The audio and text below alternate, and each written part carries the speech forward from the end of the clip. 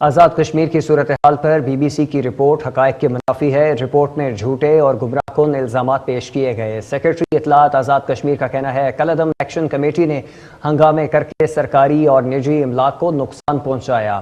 راشد حنیف کہتے ہیں کالعدم کمیٹی کے مسلح جتھوں کی فائرنگ سے سیکیورٹی اہلکار شہید ہوئے۔ کالعدم مسلح تنظیم کے 2 کارندوں کے اعترافی بیانات بھی سامنے آ چکے ہیں۔